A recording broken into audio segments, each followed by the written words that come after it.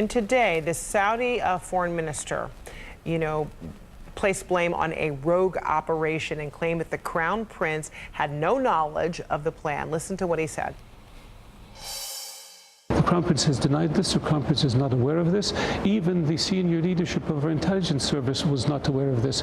This was an operation that was a rogue operation. This was an operation where individuals ended up exceeding the authorities and responsibilities they had. They made a mistake when they killed Jamal Khashoggi in the consulate, and they tried to cover up for it.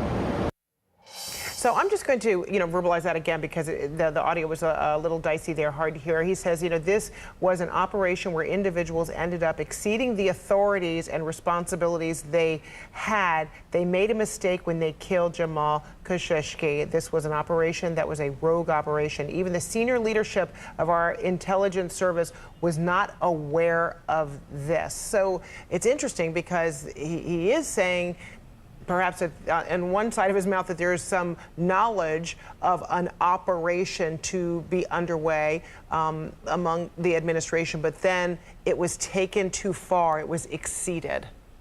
Yeah, this is a really interesting explanation that Saudi Arabia is trying to convince the world that this was a rogue operation. There's going to be some difficult, inconvenient facts that are going to get in the way of this narrative. The Turks have obviously released names and photographs of some of the individuals that flew from Saudi Arabia to Istanbul to conduct this mission. Some of those people have direct ties to the Crown Prince. And so that's one of the other things that we've been led to believe and told by Trump advisors that leads to the president's skepticism that this could be a rogue operation, even though the president was the first one who floated this idea of a rogue operation just a few days ago. So this was a phone conversation that you all had with the president, and we know leading up to midterms, he has made himself very available to a select number of news organizations, primarily to talk about, and tout his accomplishments and what he has planned for midterms. Did he reach out to you to talk about this, or did you all reach out to him? So we had been working on one of the more detailed reports on how the Trump administration from the inside was looking at how to deal with the Khashoggi incident, whether or not to criticize the Saudis, whether or not to go along with the Saudis.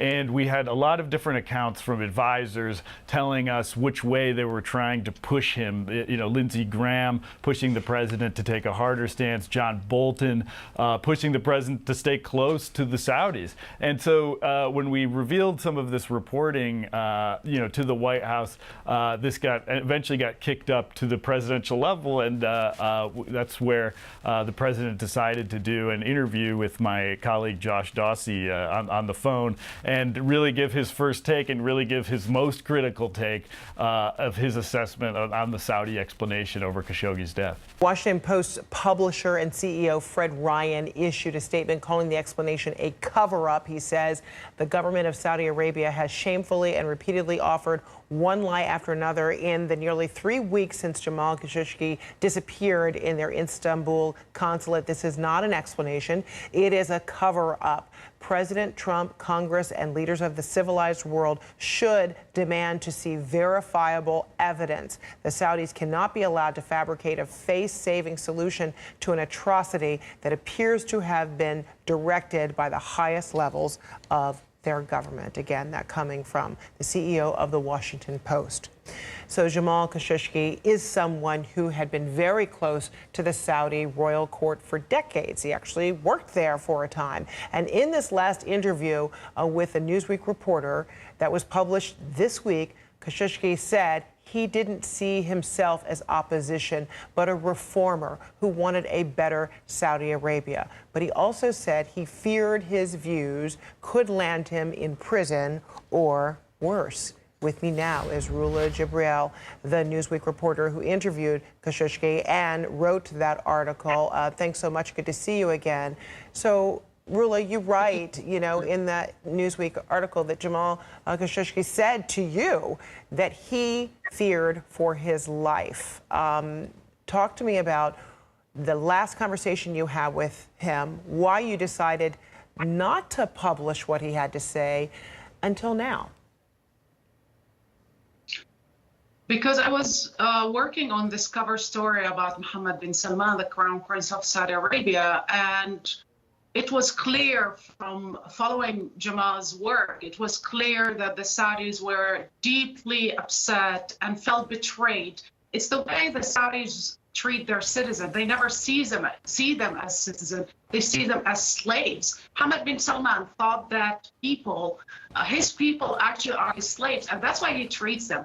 And I think it's the same way the mafia, because I lived also in Italy, the mafia treated the people in Sicily and elsewhere. So if they feel betrayed, and I think Mohammed bin Salman felt betrayed and felt that anybody should work for him and not the other way around. It's a different kind of government, and it's a typical authoritarian government. So usually if they feel that somebody criticizes them, exactly like the mafia, they will send somebody to silence them and kill them. That's why I thought it was too risky for Jamal to publish his words while he was alive. So I didn't include any of that conversation in my Newsweek article in September. And I was hoping against all hope that I would never have to publish his words. However, it was clear from day one when he disappeared and never came out from that consulate, that they will try in any way to discredit him first. And that's why they start putting out rumors that he was an opposition member, he was a Muslim Brotherhood and other things. And sadly, even the president's son tweeted those articles trying to discredit Jamal. Well, it was clear from day one, from my conversation with the Turkish authority, that he was dead. So I decided that his words will not be silenced by murder. My goodness. Well, in his passing, it sounds as though it appears as though his words are more powerful than ever. Rula Jibril, it's a fascinating article in Newsweek, and you even have in your last interview with him, you quote him when you asked him about, why the Crown Prince wouldn't like reform, and quoting now from Jamal, he doesn't see the need for that. So sometimes I feel that he wants to enjoy the fruits of the first world modernity and Silicon Valley and cinemas and everything, but at the same time, he wants also to rule like how his grandfather ruled Saudi Arabia. It's a fascinating last account, one of the last interviews from Jamal Khashoggi. Rula Jibril, thanks so much.